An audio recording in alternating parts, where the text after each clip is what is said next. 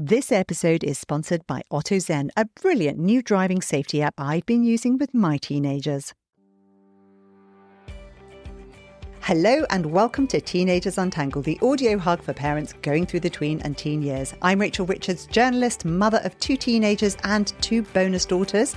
And the teenagers are with me in the studio today. Well, it's a scrappy room in the outdoor barn to be more precise. Hello, girls. Hello, Phoebe. Hello. Hello, Amelia. Hi. I've brought you in today because I've had a couple of guests on recently who've talked about giving our kids access to devices, and they don't really agree with the hardline approach of Jonathan Haidt, who says we should hold kids back from having a smartphone until 14 and no social media until 16. Now, we often talk about devices at home, don't we, girls? And I am by no means perfect. Hands up. I'm sort of muddling through myself, although I have figured out some clear principles that I would suggest parents do follow. And there will be extra stuff coming through on the podcast and on. But right, as we go, what I want to do in this episode is to honestly unpack some of the issues in a more nuanced way and to give parents a better understanding of the world through a young person's eyes, but also with a caveat that for each wave of kids coming through, it's going to be different. So even between your older sisters, the oldest and the next one down, that was when there was the Instagram started and Snapchat started. Okay. Let's talk about phones in general. Girls, what do you enjoy most about having a smartphone? Social media. To be honest, like most of my time on my phone is spent on TikTok. Why? Because it's interesting. It's a quick cure for boredom. Right. I think for me, I have sort of a love-hate relationship with my phone. There are some days when I don't want to use it at all, to the detriment of my friendships, really.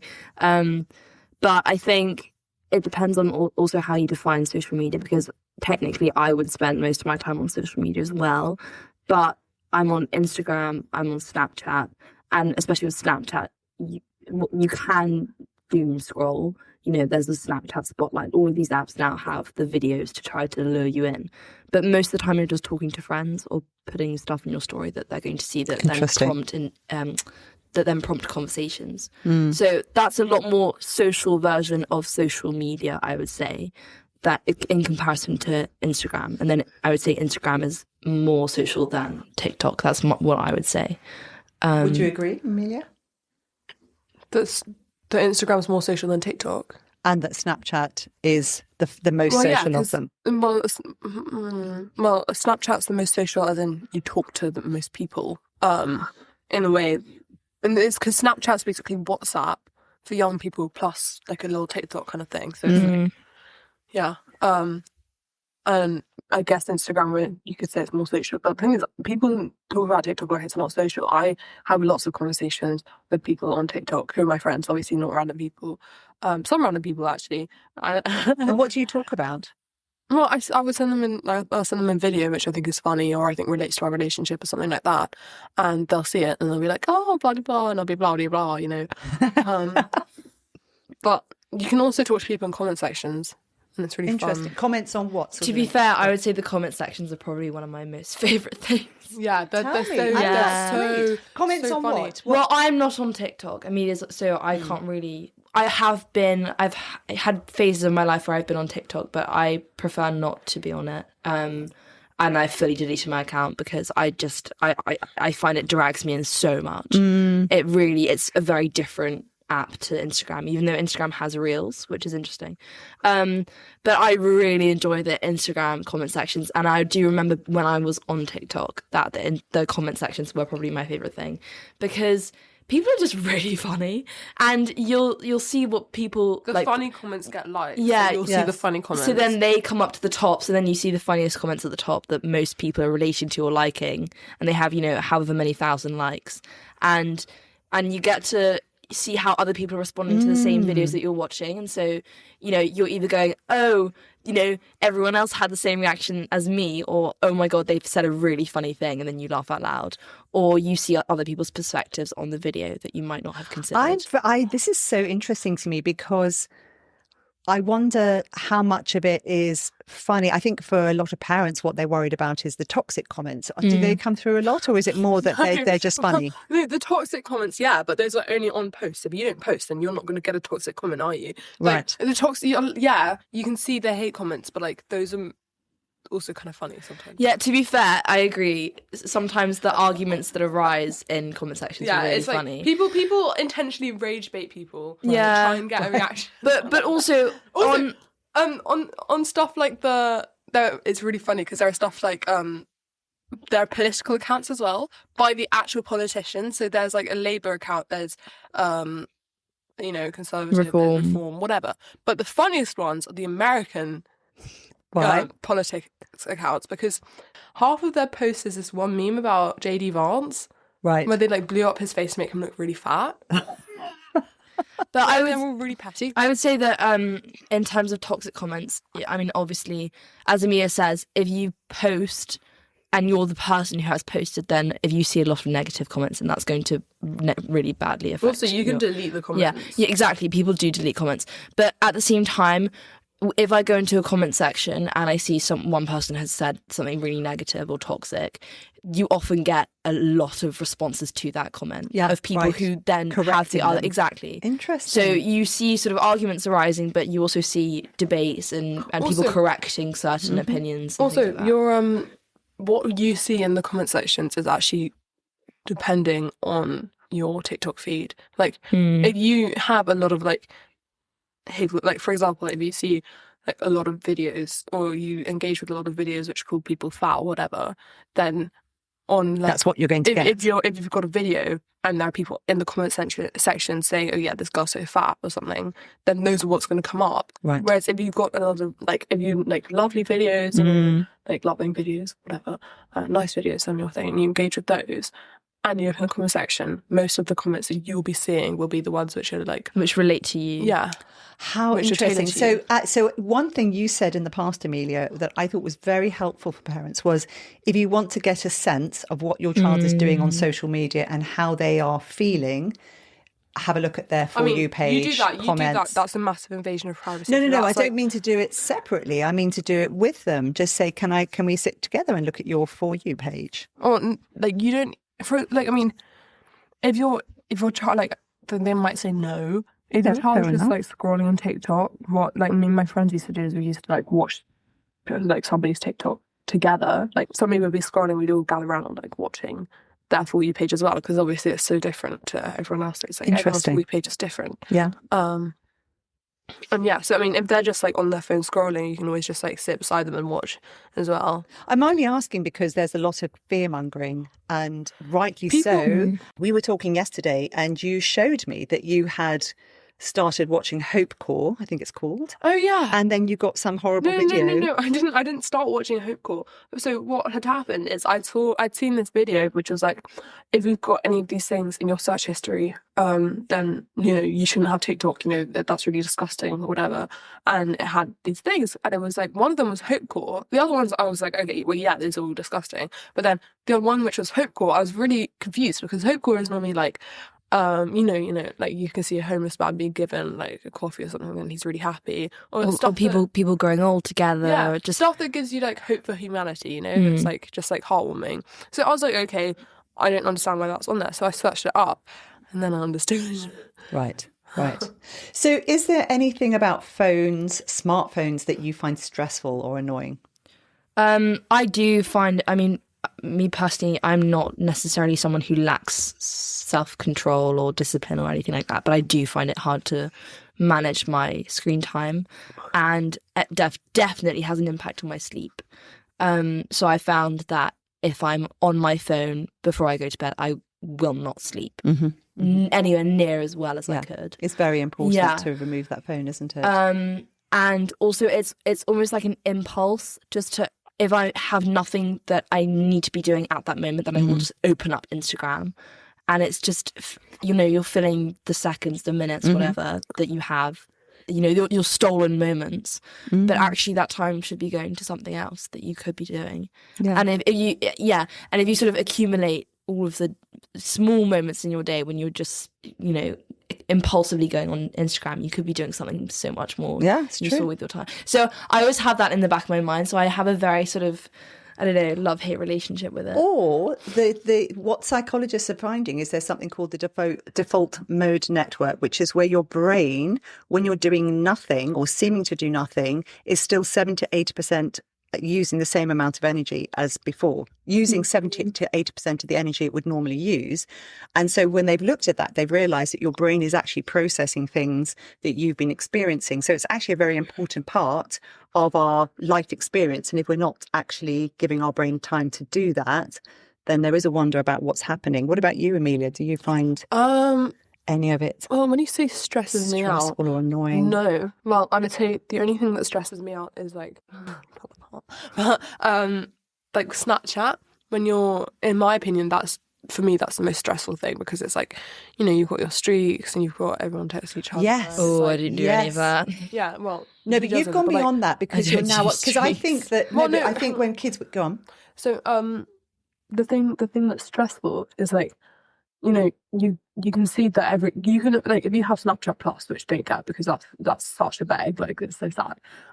But you can see where you are on other people's best friend list. And best friend list, it's like you text them most, and then, you know, that can be like, oh, who you're closer to, whatever, and it can just get really messy and like whatever. And if you're in a bad situation with, you know, this kind of stuff, then it can get very stressful. But like, you know, it supercharges all the stresses about friendships, doesn't it? Yes. Like, in my opinion, the most stressful thing is Snapchat. But I mean, I think it's dependent on how you use it, though. Yeah. Because I don't put any of that pressure on myself. I've never had Snapchat Plus. I don't have a big friendship group where I'm constantly checking up on, you know, where I don't care. But, you know, I've never felt stressed about Instagram, TikTok, any of that stuff. Yeah. No. I really like that. You've made that point. And actually, I had done an entire episode on Snapchat. It's worth listening to as a parent, if your child has it, or if you're contemplating allowing them to have it, because there are some really important things to understand about the stress that it can cause, and that you can be aware of, or that your child needs to be aware of. If you didn't have a phone for a day, what would you miss most? TikTok. The debate lives. I think you like the political stuff, don't you? Yeah. I really, really. I don't know if any of you guys will know this, who's listening, but like, there's this one guy called Dean Withers, who's quite famous, and he does debate lives in the evening for us, in the daytime for them, because it's his full-time job, where he invites MAGA up and basically rips apart any of their arguments. And you love that. I mean, I have a battle with you. If there's a debate on and you're interested, you're like, please don't take my phone. Yeah. You know, when it's bedtime, and I'm like, I want to go to bed. Because the thing is, they're in America, so it's like, it's it's a in the problem. evening. I think for me, I don't think I would miss that much at all. But I think the main thing is that there are certain friends of mine where if they call me, then I know that we need to have a conversation. Yeah. And that there's something that's really important that we need to discuss and deal with in that moment. And so if I miss a call from them, you know, it's crucial that I get back to them. And so I think I wouldn't be stressed about having missed something, but that would sort of be the one thing that would, you know, weigh on my mind, or, you know. No, and you said earlier that for you, that if you're not on social media or you're not connected to your phone, then it's actually you say that your friendships suffer, because that's clearly a way that you connect. And I think this is one of the reasons why Dr. Lucy Fuchs and Dr. Catherine Nibbs have pointed out that there are some very pro-social things about having a smartphone, and that if we just have absolutely no option, then kids can actually miss out on those things. I went out yesterday with you, Phoebe, to Borough Market. We had a lovely time. We went to the Tate Gallery. I didn't have my phone. Yeah, the one problem was when we got separated, and I was wandering around the market trying to find you. Well, you're tall, so I could just spot you, so that was great. But also, of course, you know, there are the issues. And you pulled out your Nokia phone the other day, which was the phone I gave to you when you were little, and said, I'm going to start using this. And of course, then you were going to a concert. You need a smartphone for a ticket. You couldn't use it. You needed the Stagecoach app. I needed the train line. So I had to actually buy a physical ticket, which is good. But there are more impediments if you don't have access to these devices. You know, my least favourite form of social media is Snapchat. Tell me. I despise Snapchat. Why? I can't wait for everyone to delete it. It's just like, first of all, I find it a bit pointless. Like if you want to talk to people, you can use iMessage, you can use all these other things. True. Yes. Without having that social media. And second of all, it's like, as I said before, it's just really stressful. I find it really, really stressful. And I think a lot of other people also find it quite stressful. I mean, maybe not Phoebe because she's just different. Stay with us. We'll be right back. You know, I don't like to police my kids. It's just really disconnecting. What I love about OtoZen is that it doesn't just tell me when my kid's been doing some crazy driving or using their phone on the go. It actually encourages them to do better. Teens can set goals, build streaks of perfect drives, and earn rewards. It's positive reinforcement, you know, the type that we go on and on about in this podcast. It's also completely customizable for your family. Explore it now at OtoZen.com. Yeah. But you also, I mean, I've noticed that when it comes to people in relationships, for example, it's easy for people to see who else they're talking to. That's best friend list. Yeah. And that becomes, I mean, you know, like whether it's an emotional relationship or whether it's just a friendship, I think that can cause real friction. Well, all of my really close, like, or even, you know, romantic relationship, we've always taken things off Snapchat. Yeah. Interesting. So I think especially... I don't know, maturing, you would never ask someone for their Snapchat when you're 18. That's an immediate red flag. If Snap now, if a guy comes up to me, or a girl, whatever, if someone comes up to me and asks for my Snap, then it's instantly like, okay. Well, like, I mean, like friends, like, because I'm going to a new school in September. I mean, this September today, but. Like on Friday, I'm going to a new school.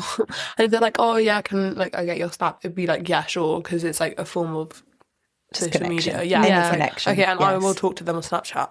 But my point is, I just wish that it wasn't on Snapchat because it's annoying. I love that. Yes. But one of the things that I do like about Snapchat is that you send each other videos, which I've tried sending people videos on WhatsApp. It's not the same thing at all. Sort of mini vlogs. Yeah, where you just yap to the phone. You yes, but on WhatsApp you make me laugh because you'll send me something, you'll write something, and then you'll send a photo of your face.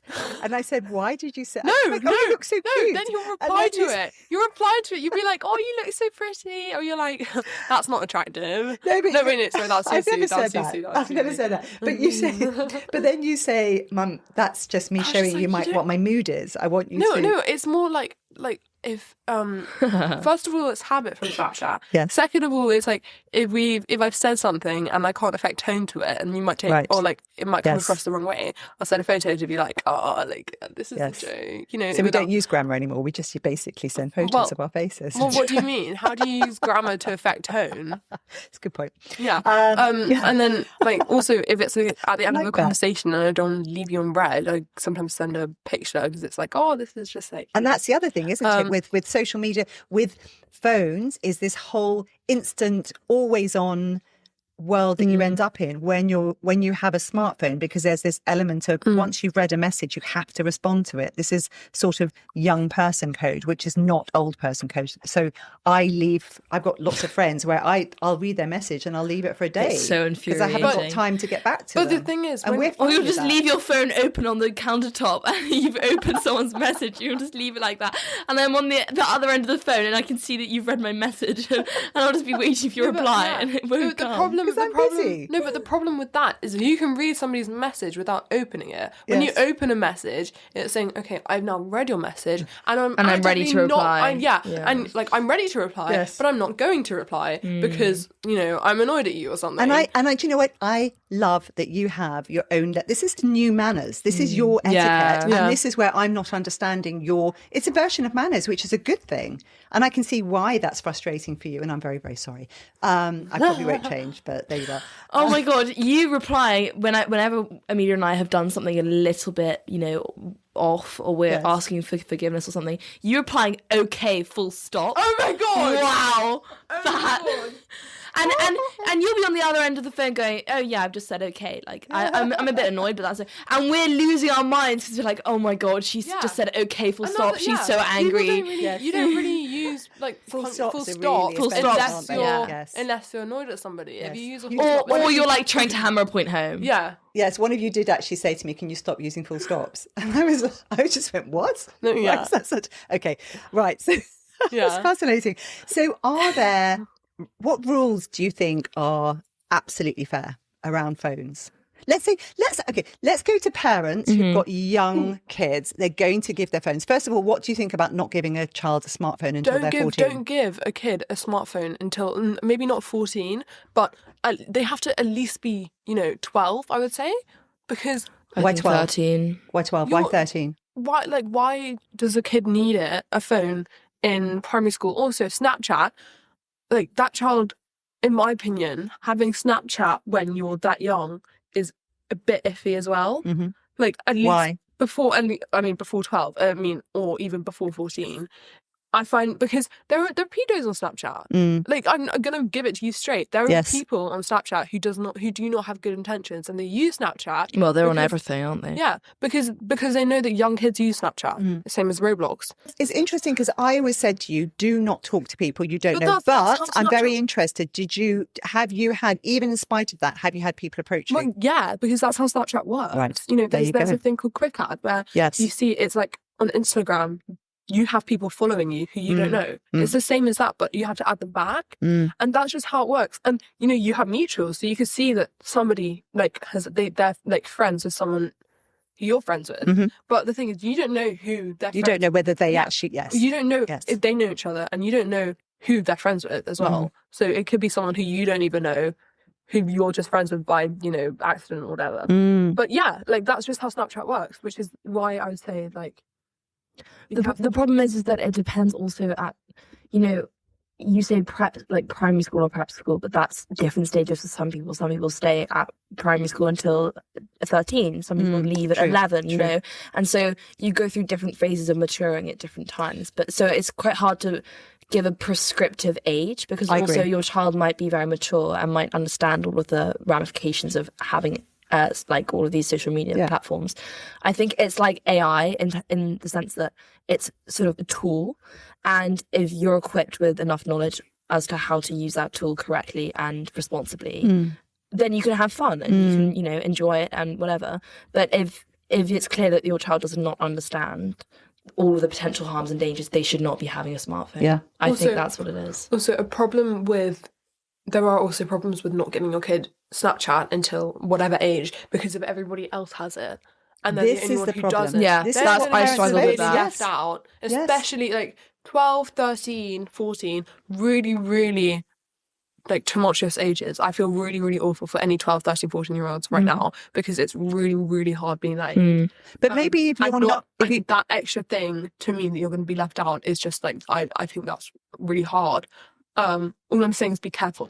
So Phoebe, you, because you're my first child, which means I experimented on you, but I really held you both back, but we went through COVID, so I think I was more lax with Amelia, but with you, I really held you back. Yeah. And then you went from junior school to senior school, and you'd only just been given access to a phone. Also, it was different for us because the school that we were at had a very, very, very strict no phones policy. And I chose that school no devices policy.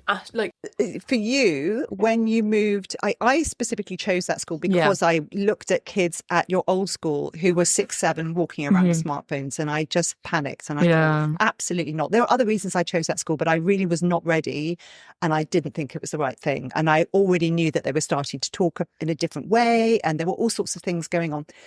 So you moved to a senior school with only just having access to social media and to a phone. How did that impact you? I think, well, I've been aware of it from a younger age, but I think even though Amelia and I are definitely in the same generation, we both left school at different times, Yeah. and it meant So that we I went through completely lockdown at different times. Yeah, Absolutely. And so I missed the whole introduction to TikTok and everything like that. So that completely went over my head. So everyone was doing dances and things like that, and that just was not me. I did not understand well, it. No, because you were, when I was introduced to TikTok, it was your first year at senior school. Yeah, that's what I'm saying, and I completely missed it. I missed the boat. So she was sitting there, and she'd go out to a break and all the girls were on their phones, and Phoebe was not used to that at all. She was used to playing, like manhunts, playing cards and things. And so she would call me and say, "Mummy, I don't know how do I talk to these girls?" But also I was at that time, I really hated my device. Because I didn't really know how to manage myself. I still don't really, but I was really hard on myself with my screen time. And so I would not really want to use Snapchat or anything like that. And then that would exclude me from the groups because everyone was on Snapchat. And so, people would arrange to do things and then I wouldn't be in on it or, certain things like that. And if you start off behind, then actually what happens is, I think when you go into a school, you get sort of bunched as, or you get labelled as that person. And then it's very hard to shift the narrative. Yeah. And not that I minded at the time. I've never been someone who struggles with FOMO, which is amazing. I was just kind of like, I don't really, Yes. But looking back, you did feel left out. There were times pretty different. Yeah.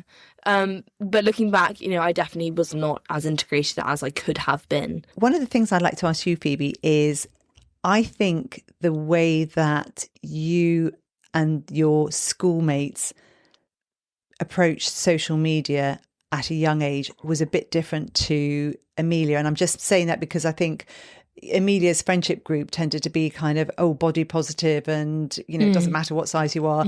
But I think you had a different experience from that. What are your thoughts? Yeah, well, I think people didn't handle the movement into secondary school so well. And you ended up with our entire year getting very upset, sort of obsessed with this toxic body, idealistic body online. Interesting. And so people would be using Pinterest was a big one, Instagram, but they would follow certain people who had very unrealistic body images and super skinny models and things like that, or make Pinterest boards of them. And everyone was doing it, and that's how they would use social media, or they would watch runway shows and use it as inspiration or something like that. Yes. Yeah. So that's fascinating. Yeah. And I guess one of the things that I've noticed is I think it really depends on the school. So I think that social media can be a real problem. I think there are definitely problems with it, but I think whether you end up in these kind of groups of social contagion really depends on the people around you. What do you think? No, 100%. And also, I mean, in a very strange way, it was sort of used as a way of socializing. People would skip dinner in groups. And wow. Yeah. Yes. So you wouldn't go to dinner on your own. So then if everyone was skipping dinner, then you must skip dinner with them. Do you know what I mean? Yeah, so it was kind of like it was a social it's a way thing. to fit in. Oh, yeah. Right. Interesting. Yeah. Because when I was at school, I did a whole load of meal skipping, but that was very much me doing it alone rather than with other groups of people. Very interesting. But one of the things, so I work as a waitress. One of the things which I really, really hate seeing is how many parents bring their kids for an evening out and the kids are just on their phones. As in, so yesterday, I was clearing a table and there were these two kids sitting on, we have sofa things by a fireplace, and they were just on their phones, and their parents were next to them who weren't on the sofas, and they were having a really nice meal or whatever on this table for two, and they'd put their kids on the sofa, literally just on their phones, and I was like, what is the point of, and these kids were 6, maybe 7, and what is the point of bringing your kids if you're not even going to eat with them and they're on their phones the whole time? I think a really, really important thing, I normally don't like many rules concerning phones. One really important thing though is you cannot have, if you sit down for dinner together, you shouldn't have phones then. Yeah. We have that rule, and I think it's a really good thing. Yeah, and what I find interesting is, again, I'm not going to judge parents, because I would look at that and think, well, maybe those parents don't get a break, maybe they can't afford a babysitter, maybe they just want to, I don't know, whatever's happening with them. 6 or 7 or something. I know, it's very depressing. No, but at that point, just or at least have them on your table. Yeah, and they have games there. That they can we play. have at our place. We have like all these like different games. We have card games. Yeah, we have Give them books. books. True. And then we used to actually just play hangman or things, didn't we? We always played like the monster game when we were at restaurants. We'd always take games with colouring us. or something, Yeah, we'd you always know. take things. But coming back to this, I think what I find really interesting, and I'd love to know what listeners do at home, I was surprised by how many people don't sit down as a family to dinner. And I'm not going to judge because I don't know why, but I really think that that's one of those really important opportunities, to talk about everything in the world, everything that's going on, have experience of taking your turn in having conversations, listen to each other, right? And also as a parent, you get to notice if one child's down and feeling a bit miserable. Yeah. You see, right? Yeah. So, and what do you feel? Because we have quite a set ritual Yeah. at dinner time. We always lay the table. And I think, when we were really young, obviously we had earlier bedtimes and everything like that, so we wouldn't eat with you. But I think from quite a young age, we started having family meals. Oh, I had 2 meals. Yeah. I would sit with you. Yeah, I remember that. No, I remember that. But I think it's really good as well because your kids, I mean, we were talking about this the other day. Kids are a lot more intelligent, I think, and observant, perceptive, exactly, than I think parents give them credit for. Yeah. And they're picking up on certain social skills and conversation topics and things like that. And so when you have them at the table with adults and they get to observe adults interacting and, engage in those discussions as well, I think you're allowing them to develop really, really important things. Whereas when you kind of pigeonhole them and say, like, okay, you just go and sit over there with the device. Yeah, your device or whatever. That's then what you're teaching them is the norm, and you're telling them that's how they should. Yeah. I don't know. I think that's and right. They're not mature. They're not adult. What we are doing, presumably, is impacting on what you think is normal. I think if your child does have ADHD, you need to limit their phone use a lot. Yes, it's really hard because I think when parents have got children who are neurodivergent, it can be exhausting and worrying, and it can be a way of sort of just getting a break. But at the same time, those children need more regulation, also, not less. one of the things which I've seen, people say that ADHD is caused by devices. I was thinking about this a bit earlier. I don't think it's necessarily caused by devices. I think people with ADHD tend to be on devices a lot more because it's a cure for the lack of dopamine that they have. Yes, and that's I think it's a vicious cycle. Yeah, exactly, because it has been proven that attention spans are decreasing because of devices. But that doesn't cause the ADHD. No, I'm not saying that. But I just said it's a vicious cycle. So the attention then is not being, it's your brain is a muscle that you have to exercise. Yes, very much so. Interestingly, so when you're choosing to follow, or do you choose to follow, how do you choose who you're going to follow? And do you ever curate who you're following? And do you? I'm constantly following and unfollowing people. Are you? Not in terms of... Why? Not people my age, really. As in, if someone from my school or something follows me or requests to follow me, then I'll follow them back, and that's the end of the story. Like, I'm not unfollowing people who are in my peer group and I'm not constantly on the lookout for them. But in terms of sort of influencers or people I find inspiring online, if I see a post that really appeals to me, I'm inclined to... Well, usually I'll then click on their profile, and if I find more in their feed that I like or relate to or I'm learning or whatever, then I'll follow them because I just want to see more of that in my feed. Yeah. Because obviously it's the whole scrolling, it might come up on your feed once and then it's gone forever. So you don't know if... and it's a big world out there. Yeah. But then, then if it's suddenly irrelevant to me, then I'll unfollow. It's constantly... I mean, when you started dating a girl, did it have any impact on you that you could view other people living alternative lifestyles on social media? Did it matter at all? Yeah, very much so. I think for people of any minority community, especially if you're in an environment where a lot of people are the same, it's very difficult to connect with other people who share, whatever it is that you have that's different. Whereas online, it's very easy to, especially with the algorithm, if you go on TikTok and you search up Woolowa, like woman loving women or whatever. Oh, right. Yeah, that's a thing. Then, and you do a couple of, I don't know, swipes. Yeah. And then even when you come off that hashtag, it will just automatically start giving you reels with people, not reels, TikToks. I don't use TikTok anymore. Yeah. I'm on Instagram. But yeah, that was the initial allure of TikTok for me, actually, was that I was seeing, I could see and access a lot of people who I could relate to and connect with online, who just did not exist at my school, really. And they did, obviously. There were, it's very hidden, though, isn't it? Yeah. No one was out at all, basically. There was like one out guy in my year when I came out.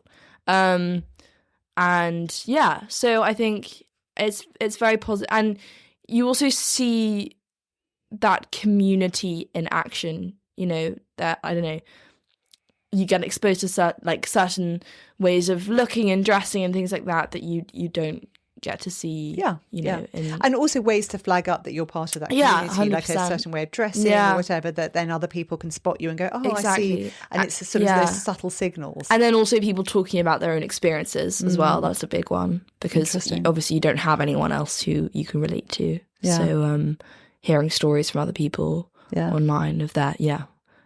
So it was a big deal. Being able to, and I think that's one of the big reasons why, with guardrails, having access to some form of social media can be very positive, not just because we know there are a lot of negatives, but I think that for people who aren't surrounded by people who they can instantly relate to or that they feel very comfortable with, it's such an important outlet. I mean, even thinking generally, it's sort of the same with role models. It's like that. You want to see yourself reflected in someone older, and maybe not from your same background. And so, it's not just LGBTQ, whatever. It's, anyone from any community. Yes. You want to see other people and interact with them. So do you have any thoughts for parents who might be scared that the people that their children might find as role models wouldn't actually be positive role models? I mean, there's always that risk. Are there things that parents can be doing that would help stop that from happening, or that would help offset it? I think it's just genuinely just having conversations with them. Yeah.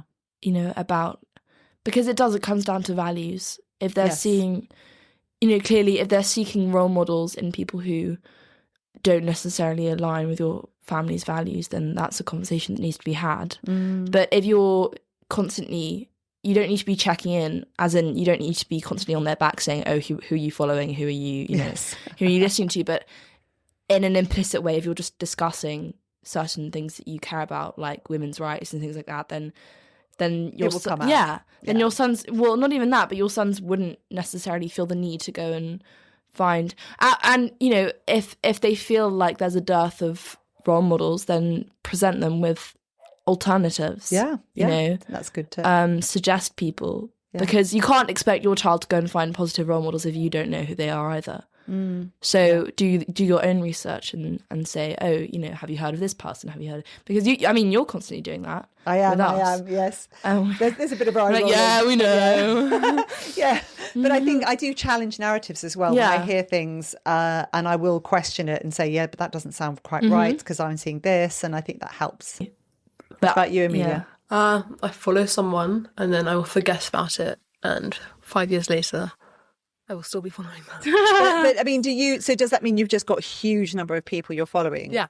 Right. Do you ever? But I don't care. Do you ever look at something and think, like, people like Phoebe told our mom that she follows too many people because she follows more people than follow her. I think. Well, that wasn't true, but I was following too many people. She followed more. Like she followed too many people. Yes. Because she's so famous. But I think I really, really I think that's just like I like followers and followers, they don't really matter. No, I was talking more about a business. If you're a business, then it's different. Yeah, it matters if it's But also, business. But the thing is, a lot of people my age do care about that kind of stuff. Right. And, like, I just find that ridiculous. Like, it really doesn't matter. It's so annoying when someone requests to follow you and you think, oh, wow, you know, I know this person, they're mutual, whatever. And they only request to follow you, so you'll follow them back and then they unfollow you. So rude. Just so that they can gain a follower. So why are you irritated by that, though? Because I feel like I've been manipulated. I don't care that I'm now following them and they're not following me. I don't care about that. It's more like you have requested to follow me just so that you can gain a follower and then you unrequest. I don't. Again, with that, I don't really like.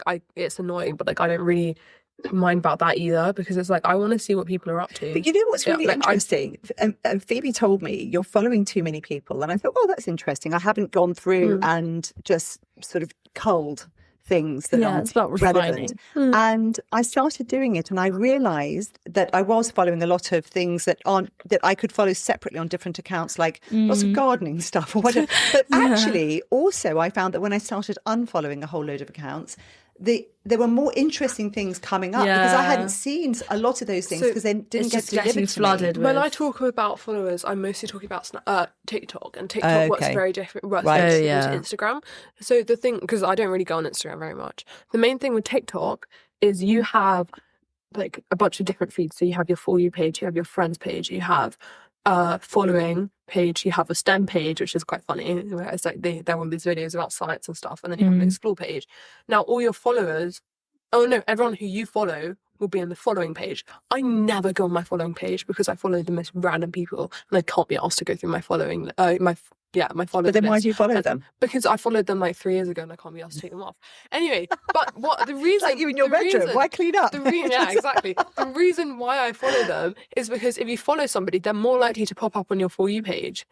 That doesn't mean that everybody you follow will be popping up on your For You page. The thing is, the more you interact with someone, the more they're going to come up. Yes. So if you follow someone and you've interacted with their videos, they're going to be coming up a lot more. Yeah. Which is what I like.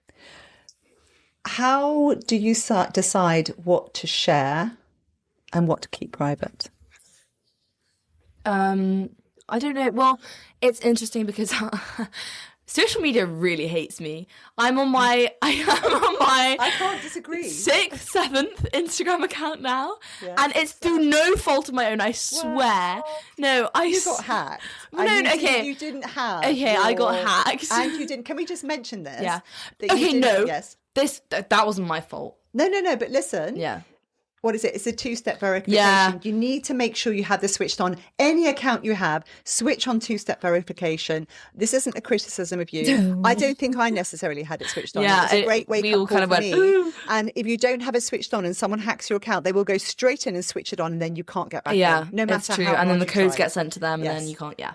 So anyway, that happened, and I had I had been growing my Instagram account for a few years. Not that it's very carefully, but it's like garden. Exactly. And also I've had it for a while, so some of the older posts were reflective of me in a past time, and it was quite nostalgic. It was for my personal use, but also there were certain people who I had connections with from my school who anyway, I had over 1,000 followers or whatever. But that all went out the window, and I had a kind of moment where I was like, I don't know what to do anymore. So then I restarted, and now I've got a much smaller Instagram account. But you said what about it? Well, it's very liberating, because before I used to feel I would genuinely get very, very nervous before posting or before putting something on my story, even though a lot of the people who followed me wouldn't have judged me anyway for whatever I was putting out. Most of them wouldn't blink. They wouldn't even see my story, But I'd get really nervous because I'm like, this is something that I'm putting out there for people to see. And what if people judge it? But now, because I have such a small following, and most of them are just my really close friends, it's so liberating. And so I love that. Yes. So I've been starting to have a lot more fun with my posts. Like, I'll just put some, a collation of random photos of things that I've enjoyed recently on my on my profile for people to see. And actually, I've been having a lot better feedback from that. A lot of people say, "Oh, I like this whimsical, output from you," rather than. So it's much more authentically you. Yeah, exactly. Which to me sounds like a very, very positive, creative way to use social media. Agreed. So my question is, go on, Mia. What I have 2 Instagram accounts. I have my main one and I have my private Only one. 2? Well, I actually have 4, but right, the okay. other 2 were from like 2020, and Okay. people follow them and they're like, oh, like I saw this, and I'm like, I can't get back into that account to delete it. It's got the most embarrassing stuff on it. Like your bedroom. Go on. Anyway, so yeah, I've got 2 accounts. I've got my private and I've got my main, and basically they give off the same vibe, like but my private has a lot more pictures, which like I wouldn't post any of those pictures on my main, because like there are people on there who I wouldn't want to see those pictures, and just stuff like that. It's like I don't want anybody to be able to access. This sounds like I'm posting my news or something. I don't want just anybody to be able to see this. It's like this is for the premium. Yeah, it's true. Yes. Yeah. Yes. And with TikTok, it's like it's the same with TikTok, but the thing is, like, I don't have a priv because I can't be asked. So, that's a private account, right? Yeah. Priv. Okay. So, what do you think about holding back social media until kids are 16? I think in an ideal world, I would advocate for that, but I think that's unreasonable and not feasible, because if all of your peers are on it, then you're actually missing out on a large chunk of socializing, because even though it's photos, you're still socializing online. It's social media. And so I think it is quite a formative thing. And as you said earlier, we're becoming more and more dependent on our devices anyway, just to function. So I think a lot of things that are happening online are essential. So I don't know. I think, yeah. What do you think, Amelia? I think if somebody tried to implement that, then they would lose the election. Really? Why? Because But it's not. It's mostly 16-year-olds will be voting. yeah, exactly. In the UK. But they're going to be voting against the person who's implemented Right. that. Because Why? Because they wouldn't have been able to access social media until they are able to vote, and then now they've only just come on social media. And Well, that's like a punitive vote. yeah, people are like, is I mean, thing with they've made that limiting clause, whatever the social media, whatever it is, which limits stuff. You have to put in age verification, and people now 16-year-olds can have cider with their meal 2 years before they can read about having cider with their meal. But to be fair, things like Instagram already had an age limit. It said you shouldn't be on here unless you're 13. Okay, but they just didn't. But nobody follows But that. they had age guidelines. They just haven't done anything. But now it's 18. Is it 18? It's not For Instagram, No, what? not to get onto Instagram, but to see some pictures. If you see something with alcohol in it, it has to be 18. It's something which has like Well, I think also controlled that's substances for that pornography includes as well. No, yeah, pornography. Yeah. I completely But agree. don't you think? But Limit pornhub and stuff. surely that would be a good thing, no? To restrict access to.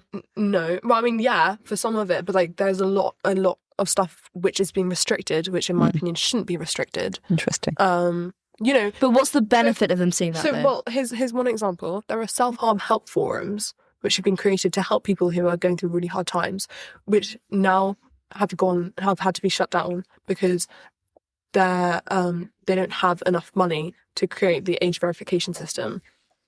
Interesting. Stuff like that. It's like I think that this kind of stuff is actually really harmful. Interesting, because that's actually a point that Catherine Nibbs said. She said that this is when you start trying to say, when you create a law, you actually have to define the thing you're going to shut down or you're going to stop people from using, and the definition becomes very, very difficult, because what is social media? What does that mean?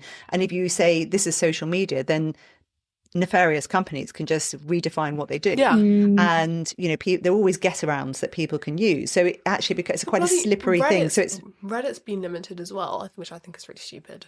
Reddit can be really toxic. But It don't can you be worry? really toxic, Don't you worry? but, Because there's a lot of stuff on there which isn't toxic, which I like to read. but what about the sort of more the more misogynistic content that's out there that's being spread around? But are you noticing? Do you think about that? Does that worry you? Do you think social media, because these companies don't care? They don't care about anybody. They just care about selling you stuff, and they pretend to have things in place to protect kids, and they don't. That does worry me. That's not being limited though. I see stuff like that all the time. I see racist, I see misogynistic, I see all these things like all the time. You can't limit one thing and not limit other things, which like you can't say, okay, we're going to limit the bad stuff and Right. just have it like It's almost impossible. They're not going to block us nitpick out. through every single post and say, you know, No, well, this they're is fine. certainly not. No, exactly. So they're just kind of blank, you know, knocking out entire things just because they have certain trigger words. And as Amelia said, you know, self-harm Also, might come up, but it's a self-harm help for Yes. them. But they And then cut that. people So, just you know- call it Yeah. grape instead of yeah, the word that. literally. Yeah. Right? No, it's No, true. they do. They just use a different It's word true. for whatever they I want Or to talk about. segs. Yes. Segs. yeah, That's what they do. or essays. Yes. Yeah. Yes. You know. I think also one not necessarily against social media, but something to be aware of is that it's so easy to get sucked into certain political views because everyone around you is peddling them, and because social media, especially sort of TikTok, the algorithm is so strong that you just end up in this sort of echo chamber of your own opinions. And so if you end up going down one route, it's like it's a positive feedback loop. You just start getting more of that stuff. Yeah. Very quickly. So I've had to unfollow certain accounts because they're peddling a certain political view to me, which not necessarily that I disagree with. I'm perfectly happy to interact with people with different, you know, political views than me. That's part of like my own like policy. Journey, I want to be challenged and things like that. But it's just people who are genuinely spreading misinformation online. People my age spreading misinformation. And there's a lot. There's a lot of misinformation. That's also people my age reposting celebrities who are posting this stuff. Also, there's a lot of AI. There's this whole account for this like guy who was like, "Oh, guys, can you please follow me?" That entire account was AI. I commented on the video and I was like, "Why is your My hacker is AI." But I commented on the video. I was like, why are you posting this stuff if you're entirely AI? And he was like, "Hello, I am sorry if I have offended you. I am not AI. I promise." Like, and I was like, that is the most AI response I've ever had. Like, But that's smart because you can spot that, but a lot of people may not be spotting it. no, but it's anybody who is of sound mind and under the age of 50 will be able to spot that. I think you just have to be so careful. Like, if your child comes to you with some information that they found off any of these social media platforms, please make them question it or encourage them to explore different sources of information, because someone came up to us last year and said that Stephen Hawking had just died. And they found this off TikTok. Someone very dear to our hearts. And we had to When did I say that? yeah. When did I say that? It was probably I maybe don't remember that. maybe a couple of years ago. Oh, well, sorry guys. Turns out Stephen And we then Hawking had- is still alive. No, he died a long time ago. But you announced it as though it had been this very recent tragedy. And we were like, okay. No, he is dead. Yeah. And also, it is sinister because we were sitting at the table.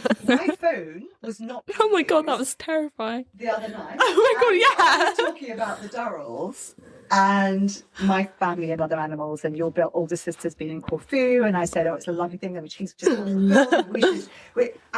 My phone started with the Durrells. Yeah, but had you been listening? Had you been listening? No, you hadn't had it Figure out how on to Audible. Because there wasn't Yeah, any to be apps fair, open, that yeah. was quite scary. just switch the phone off to stop it.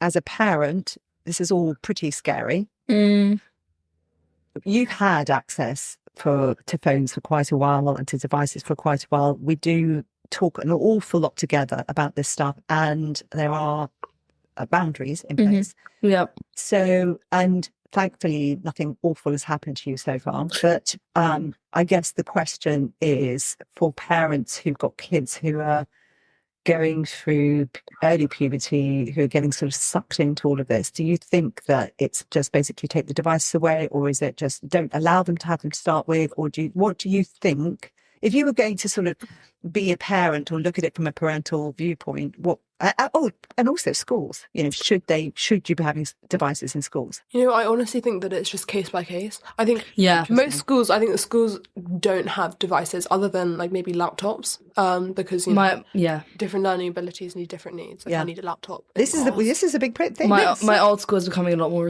restrictive as well. Is it? Yeah. So? On phone use, they're really, really clamping down, even for the older years. But you see, I was asking for this when I was showing you around, and I've had arguments with headmasters where they've blamed feckless parents, and I said, don't you dare, because I walked around schools asking you what your phone policy was, and you just had no answer. So this is I think everybody's been struggling with this. There's nobody, we can't sit there and point fingers at each other. But so you're saying that most schools now are quite strict about phone use? Yeah, well, I think so. Yeah. But what about parents? What would you, if you had to advise a parent, you're saying it's a case by case basis? I think also you could say to them, I mean, I don't know how well this would work, but just a thought, you could say that they can have a phone when they can prove that they're like, responsible with a device. So you could give them like an iPad or something, and not necessarily give them free reign, obviously. And also not from a young age. I wouldn't say give an iPad to a 7-year-old or whatever. No.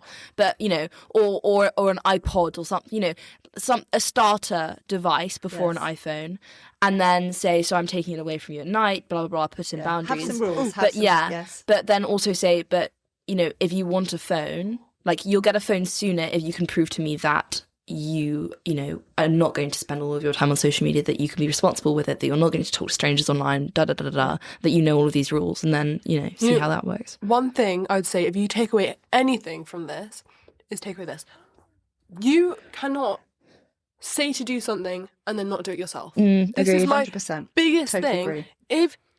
If you were saying you need to leave your phone outside in the nighttime, you have to as well. Yeah. Practice what you preach. Yeah. Don't do the whole do as I say, not as I do, whatever the saying is. Yeah. Like that. Like I think, in my opinion, that is like the most stupid thing ever. Because if you've got a kid who wants their phone at night and you're having your phone at night, they'll be like, okay, well, you're telling me to put it outside. This is like, and you're not even doing that. Well, what you're saying when you become an adult, then you the can do good whatever thing is you you can want. do whatever you want with your phone. But actually, we should be teaching our kids that at any age, having boundaries and using your phone or your devices. Well, sleep is the most critical thing, but also that those things are there for our youth, not for those things to control our lives. If you're saying, okay, well, you can't have TikTok, you can't have TikTok either. Right. Okay? I mean... I don't want TikTok. Yeah, I mean, but you're not telling me I can't have TikTok. I'm not, no. But you can say the same thing about social media just in general, though. Yeah. If you're saying that social media is awful, you're telling your kids... but if you're banning your 12-year-old from using social media because they're too young for it, that's different. That's different. Yeah, I know, but I'm just saying because that's really young age. I'm just saying that, like, if you've got like a 15-year-old who wants to get like Instagram, but I also think it's critically important to know about these things yourself. Yeah. And one of the things that worried me with your older sisters was that their parents both were not on social media at all, which is the reason I actually went on social media at the start. I was not on it. And I thought someone has to be there to be watching what's going on. And I do think it's really important that you at least have a passing understanding of what happens on that platform. So, the PDFs I'm going to put together for parents to be able to use will be, so these are the things that you need to be looking out for. These are the discussions you need to be having with your kids beforehand. Yeah, like practice what you preach. Like I agree. If you're telling your kid, oh, social media is awful, you can't go on it, blah, blah, blah, blah, and you're on social media, they're just going to be like, what the hell, I'm going to get it anyway, like, because you're... Well, they'll go behind your back. They'll lie to you. They'll find another devious way of getting access. There's always a way. Where there's a will, there's a way. You need to make sure that you educate your children about digital footprints as well. Yes, absolutely. Because the more prevalent that social media becomes, the more companies are able and like are developing techniques of finding out things about you that you put out there. Yeah. And there are certain things that's what they want. People at the moment have put out when they were really young, and mistakes that people have made on social media that are coming back to bite them 10, 20, 30 years later. And that they keep getting, brought up and rehashed against them. It's like when they've already dealt with it. So I was saying before that I listened to a debater online. Yeah. So he said the N-word when he was 14. And online. No, it was in a video. Well, yeah, that's online. No, but it wasn't online though. Somebody posted online. Well, yeah, but it's on a video. It's out. It's in the house. Yeah, exactly. That's my point. Anyway, and everyone has access to the video now. And every single lie that gets brought up, because they're like, oh yeah, you're calling Trump racist and you're racist yourself. And he handles it the best way I think anybody could, because he's like, okay, well, I've taken accountability and had a genuine change of character. And there's one I can't remember what it was, but it's a really big thing, because because this is his full-time job and he's making a lot of money from it, because it's social media. But if he had any other job, it would be a lot harder to 100%, because you can't explain to them. I feel absolutely devastated for this generation, because I think that we made stupid mistakes. We said stupid things when I was growing up, and that's not anywhere on the public record, whereas you guys have to be so much more careful. But I also think we need to actually be teaching our kids to be more kind, to forgive, and to understand that people do grow, people do change, rather than cancelling someone because they once said something that was really offensive. But that's not what I was saying. Well, yeah, I completely agree with that. But the whole thing is, if he had a normal job and they found that, then they wouldn't hire him. Yeah. Well, I think what we have seen lots of instances where when they get a big job, they trawl through social media and they will find these things. Yeah. Yes, these things come up. Exactly. Yeah. And another problem now with AI is you need to be really careful about what you post, because if you're famous, there are these things that people are deep faking people. There's this one man on social media, and I follow this girl, she's really nice. And he takes pictures of her, as in like screenshots from her social media or pictures she's posted on Instagram, and turns them into being naked. Yeah. And sells those pictures, which are AI generated, of her naked. Horrific. They're not even her. Horrific. It's just her face on this random body. Yeah. And he makes a fortune, and he was stalking her, and he sent her stuff, and he was like, oh, thanks for all the money you're making me and stuff like that. But doesn't it make you sometimes think, I don't want to engage at all? Doesn't it make you think this is evil? These all people the time. are evil. That's why I take breaks. I don't like being on it for too long. Yeah. It's like watching a train wreck, to be honest. Yeah. Yeah. It can be overwhelming. But then do you think that we should not be on it at all? I think it's too late for that. Yeah. That's what I think too. I think genuinely, we need to know about I think humans as a society have now become dependent on devices and social media to a degree. I don't think there's any way. It's interwoven into our lives to an extent where you can't. It's the whole thing. It's like with, developing the atom bomb, for example. You could say, oh, well, why did we do that? Because that was going to end humanity, or like it created a risk that was going to be used for genocide, whatever. It wasn't, but it could be used for really bad things. But if one person didn't do it, then another person would, and it's the same thing. We can't stop this train now that it started. Yeah. So we're constantly trying to develop new things and find, that's part of humanity. We're explorers, but it means that there's no going back now. No. We're having to find the best way of going ahead with it. That's exactly, and I think that's the pragmatic right the way through. We're going to have to understand that we somehow have to parent our kids in a way where we accept that that's the truth, and we prepare them for a world where it's unavoidable. Also, sorry, one thing about Snapchat, changing the topic quickly, is how a lot of parents get social media like you did to check up on your kids? There is no point in doing that with Snapchat. No, I'm not talking about checking up. I'm talking about understanding what it is that you're dealing with. Yeah, I see that. But I would just say, if I was going to give advice to a parent, don't do that for Snapchat, because if you're people think there's something wrong with you. 20, yes, I know. And you have Snapchat, it's scary. Then don't be on Snapchat. You've said that before. I remember you saying, "Why has that mother got Snapchat?" Adults do not belong on Snapchat. Yes, full stop. And you can't really. There's not really a way of keeping up with the kid on Snapchat. If you want to see their location, use Find My iPhone. We're living in such a lovely world. Anyway, touch grass. Yeah. Right. Thank you, girls. That was really interesting for me. I learnt a lot, and I hope that was helpful to you in some way. If you found this useful, please send it on to at least one other person that you know, and you can contact us on teenagersuntangled@gmail.com. My website is www.teenagersuntangled.com. And I'm on social media all over the place, but not really TikTok. I just can't. I can't. Real. There was a thing that I read, which said if you were opening a business, you would not open 5 shops at the same time. You open one shop and do it really, really well. And I think it's like that with social media. You don't want to be in lots and lots of places. You kind of want to find your tribe. And I feel like I'm doing that, and I'm just going to stick with sort of the things I know. So yeah, you can also ping me using the button at the top of this podcast notes, and I'd love to hear your opinions. We'd love to hear your opinions. Do you have a completely different viewpoint? And that's it for this week. Big hug from me. Goodbye, girls. Bye. Bye.